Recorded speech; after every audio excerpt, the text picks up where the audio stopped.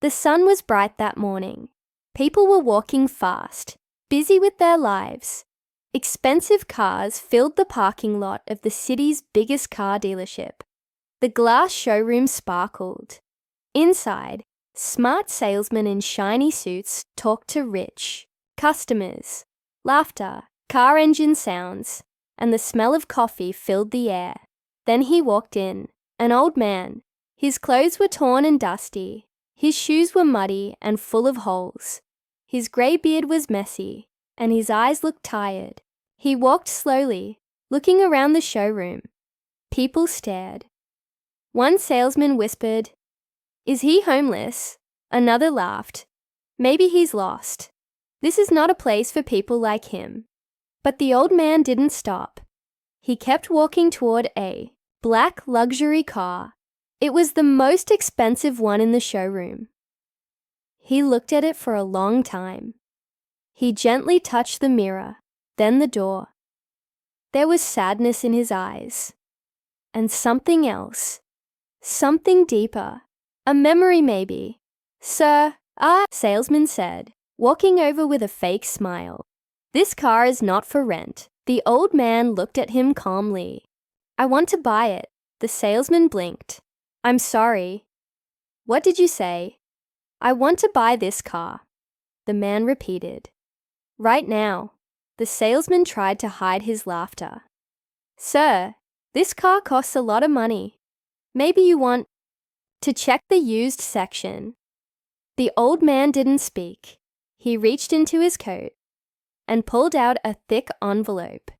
He opened it slowly. Inside, there were bundles of cash. Neat, clean, real. The room went silent. The salesman's eyes widened. Where did you get this much money?" "I've saved it for years." The man said softly. "Now I want to spend it."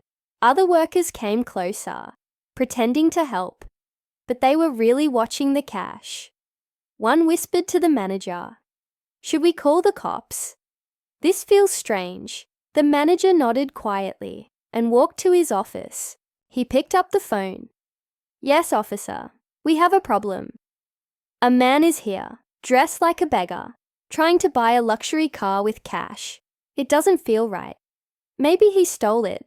Outside, sirens began to howl in the distance. The old man stood by the car, still touching it. His eyes weren't on the people.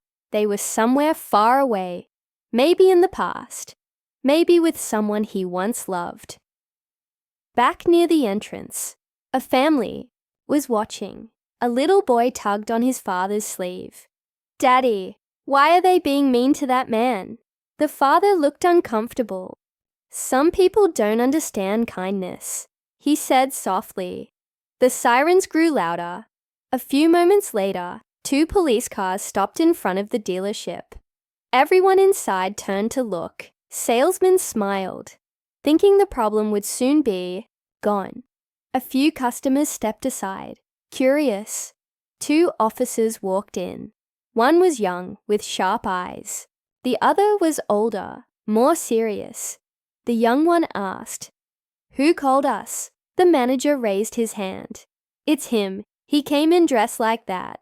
Pulled out a bag of money. He says he wants to buy the most expensive car." The older officer looked at the man. He didn't speak right away. The old man looked back at him and said nothing. "Sir." The officer said carefully, "May I see some ID?" The old man reached into his coat again. Slowly, he pulled out a leather wallet. Inside was an old, faded ID card. The officer took it. His eyes scanned the name. Then something changed. His face froze.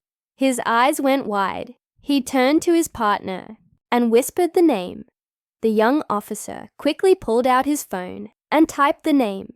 In seconds, articles appeared on the screen. Headlines flashed. "War hero disappears after son's death." "Millionaire inventor goes off the grid." "Where is James Harlan?" The young officer looked up. His mouth dropped open. Is this really you?" The room went quiet. The old man said nothing. He simply looked at the car again. The same black car his son once pointed to, long ago, before everything changed. The old man stood still. The two police officers stared at him. The younger one held the phone in his hand. His eyes were wide with shock. "Sir, I can't believe it's really you." The older officer gave a small nod. "James Harlan, you disappeared 10 years ago." Whispers filled the room. The salesmen looked at each other, confused. The customers stopped talking. One woman near the front gasped, "Wait, the James Harlan, the man who built the storm generator." Another man said, "I thought he died." The dealership manager looked nervous now. "Oh, officer, we didn't mean any harm. We just thought." "You thought he was a thief because of his clothes," the older officer said firmly. The manager swallowed hard. He had so much cash. It looked suspicious. The old man finally spoke. His voice was low and steady. "You looked at my shoes, not my story." The young officer stepped forward. "Sir, people thought you were gone. After your son passed away, the world never heard from you again." The old man nodded slowly. His eyes dropped to the floor. "I left everything," he said. "The company, the money, the world. Nothing mattered after that." He looked up at the black luxury car again. But this was his dream. The officer's voice softened. "You came back just to buy this." The old man didn't answer. His silence said enough. One of the salesmen tried to step in, nervous now. "Sir, we had no idea. If we knew who you were." The old man turned to him. "That's the problem," he said gently. "You shouldn't need to know someone's name to treat them with respect." His words hit like a stone. Everyone went quiet again. The police didn't arrest him. They didn't question the money. They simply gave him space. Then, the younger officer did something no one expected. He stood straight and gave a small salute.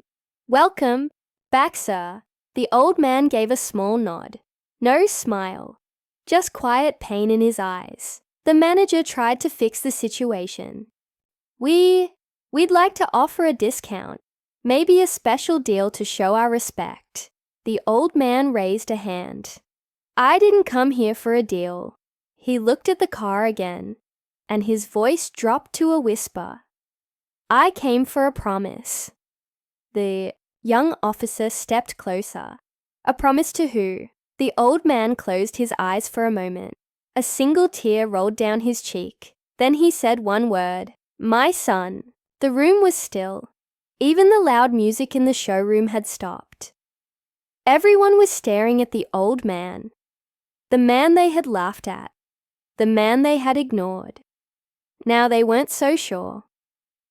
One of the salesmen leaned over to the young officer and whispered, "Who is he really?" The officer showed his phone screen. There were dozens of headlines. "James Harlan, the mind behind solar drones.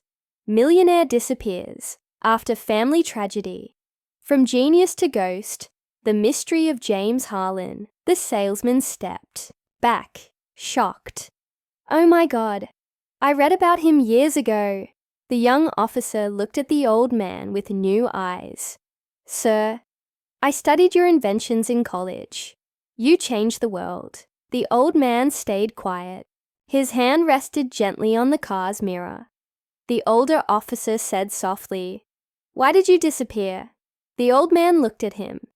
His eyes were heavy, like they carried 1,000 stories. "I didn't want to be seen anymore," he said. He turned and walked a few steps to a bench in the corner of the showroom. The officers followed. He sat down slowly. "Years ago, I built things to help people," he said. "Machines that save lives. But all my money, all my success, couldn't save my own son." He looked down at his hands. He was only 17. He loved cars. Every Sunday we came to this dealership. He would press his face against the glass and dream. A pause. One day he said, "Dad, when I get older, I want to buy that black car and take you for a ride." The old man looked up at the black car. It was still there, shining under the lights, but he never made it. The young officer asked, "What happened?" The old man's voice broke. "A drunk driver, a rainy night, a phone call. I'll never forget." Everyone was silent again. Even the manager looked down now, ashamed. "I couldn't live in that house anymore," the old man said. "Couldn't see those roads. So I left. I gave away everything. I disappeared." The young officer nodded slowly. "You didn't disappear. You were just healing." The old man stood up again. He walked back to the car. "And now," he said, "I want to keep his dream alive. Not for me, for him." The manager walked over carefully. "Sir, I'm truly sorry for how we treated you." The old man looked at him, but didn't respond. The manager cleared his throat. "Please, let us fix this. Let us offer you the best service, the best experience." But the old man shook his head slowly. "I didn't come here for the experience," he said. "I came here to finish a memory." He reached into his coat one more time and pulled out a folded paper. It was old, yellowed with time. He opened it. It was a drawing, a child's drawing, a stick figure boy and his father, standing next to a black car. At the top, in shaky handwriting, were the words, "One day we'll ride together." The drawing in the old man's hand shook slightly, not because of the paper, but because of his fingers. The room was silent. Everyone was watching, but no one said a word. Even the showroom lights felt softer now, like the air had changed. This old man looked at the stick figure drawing again. It was drawn with a blue crayon. The boy had a big smile. The car was big, with black wheels and 2 little windows. And standing beside him was a taller figure, his father, with a word bubble that said, "We'll ride together one day." The old man placed the drawing gently on the car's hood, like it was something holy. Then he spoke quietly, more to himself than anyone else. "He made me promise. Just before his birthday, he wanted this car, not to show off, not to race. He just wanted to take me on a drive through the hills. He said we'd eat ice cream and laugh, and drive with the windows down." He smiled, but it was a sad smile, a broken one. "I told him yes. I told him I'd be there." The young officer's voice was soft. "And now you are." The old man nodded. "I've waited 10 years to come back, but I wanted to keep my promise." The manager stepped forward slowly. He was no longer trying to sell. His voice had changed. "Sir, if there's anything we can do, anything at all." "Yes," the old man said suddenly, turning to him. "One thing." Everyone leaned in. "Don't judge people by their clothes," he said. "Judge them by their heart." The manager lowered his head. "You have my word." The old man turned back to the car. "Then I'll take it," he said. Pause. But no changes.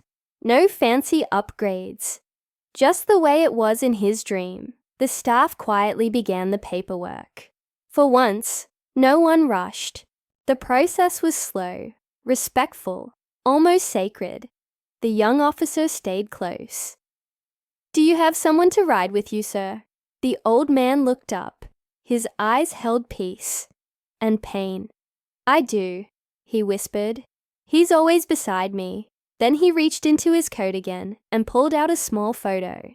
It was a picture of his son, smiling, standing next to the same dealership years ago. He placed the photo on the passenger seat. He opened the driver's door, slipped inside. The engine started with a deep, quiet purr. Outside, the sky had turned orange with evening light. As the car rolled slowly out of the showroom, people stepped aside, not to watch a rich man in a fancy car, but to honor a father. Keeping a promise. The car rolled out of the dealership slowly. The sound of the engine was smooth, steady, almost like a heartbeat. Behind the wheel, the old man sat tall, his back straight, his hands calm, but his eyes, they were full of emotion. The photo of his son sat beside him on the passenger seat, safely tucked in. For a moment, the old man just sat at the edge of the road, watching the sky, feeling the wind. Then he whispered, "You ready, son?" And he drove, not fast, not wild, but with care. Every turn of the wheel, every press on the pedal, he was remembering. The road stretched out ahead of him, and the world seemed quieter than before. He passed the ice cream shop they used to visit, slowed down near the old park, where his son once flew a kite so high it got stuck in the trees. He drove through winding roads, just like they'd planned. Hills rolled gently beside him, and birds soared above, and the wind, it blew through the open windows, just like his son wanted. The sun dipped lower in the sky, painting everything golden. The car sparkled as it moved through the fading light. Inside, the old man reached over and touched the photo. "I hope you can see this," he said softly. Then a sound, laughter. For a moment he imagined it. His son's voice. High, clear, joyful. It echoed in the wind like music. The old man smiled. A real smile. He turned up the road to a quiet hill where they once sat years ago. There was a tree there, big and strong. Under it, he stopped the car. The view stretched for miles. The city, far away, glowing. He turned off the engine and listened. No noise, no horns. Just the soft rustle of leaves. He took the drawing out again and placed it on the dashboard. Then he took the photo and held it to his heart. "I kept the promise," he whispered. "I brought us here." Tears slid down his cheeks, but they weren't just sad tears. They were full of love, of memory, of peace. And as he sat there, under the tree, in the car his son always dreamed about, he wasn't alone, not in his heart, not in his soul. The drive had ended, but the promise, it lived on. The old man sat under the tree for a long time. The car was quiet. The photo of his son rested on the dashboard. The wind moved gently through the open windows, just peace. But peace doesn't stay hidden for long, not in today's world. Somebody had filmed the moment he drove out of the dealership. The video was online now. Old man denied for buying a car. Then police saluted him. It spread fast. People were sharing it everywhere. One of those people was a young reporter named Lena. She worked for a small newspaper, but something about the story pulled her heart. She watched the video again and again. "Who is he?" she whispered. Then she read the comments. "He's a legend. I studied his work in school. He vanished after his son died. He built the first solar drone." Lena's hands shook as she searched the name, James Harlan. When she saw the photo of him from years ago, she gasped. "It's him," she said. "It's really him." Without wasting time, she grabbed her notebook, her camera, and rushed to find the hill from the video. It took hours. The sun was lower now, glowing orange. Finally, she saw it. The black car, parked under a big tree, just like in the picture. She stepped out of her car slowly. The old man was still sitting there. He didn't move. He was watching the sky. Lena walked carefully, not wanting to startle him. "Sir?" she said softly. "Mr. Harlan." He looked over at her. His eyes were calm.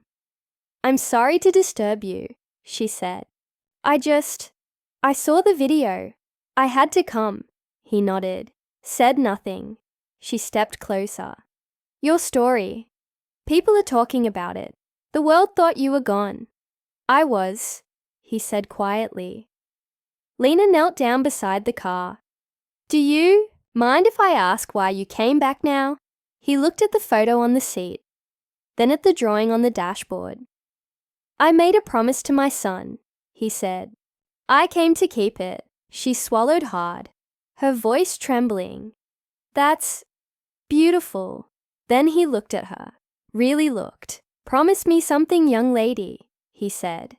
"Anything," she replied. "When you write this story, don't just write about the money or the car or the man I used to be." She nodded slowly. "Write about the boy," he said. "He's the real story." Lena looked at the drawing again. The little boy, the smiling stick figure, the words, "One day we'll ride together." Her eyes filled with tears. "I will," she whispered. He turned back to the sunset. She didn't ask more questions. She just sat beside him. Two strangers. One story, one promise. And far away the world was waiting to read it. The next morning, the story was everywhere. The man who disappeared and drove back into our hearts. A father's promise, 10 years later. James Harlan, more than a genius, a dad who kept his word. Lena's article touched millions. She didn't write about the technology. She didn't write about the money. She wrote about a boy and a promise and a ride that meant everything. She included the drawing, the photo, the quiet moment under the tree. People around the world were moved. They cried. They remembered their own fathers, their own children, their own broken promises. The dealership owner called a press conference to apologize publicly. He announced new training for his entire staff to treat every person with dignity, no matter how they look.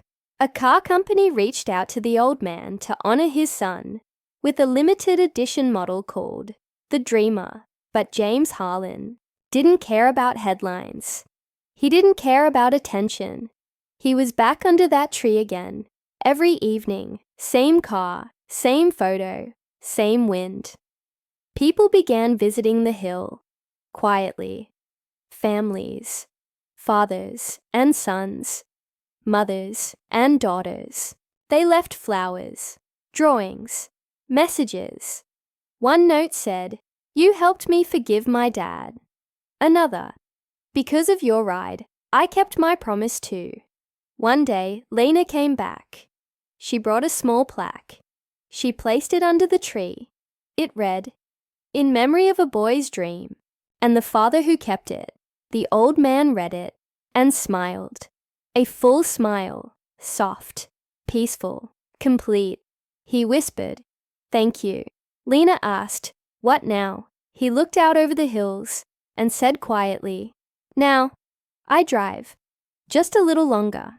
Then he started the car. The engine purred. The photo sat beside him. The road opened ahead. And once again, the old man drove. Not alone, never alone,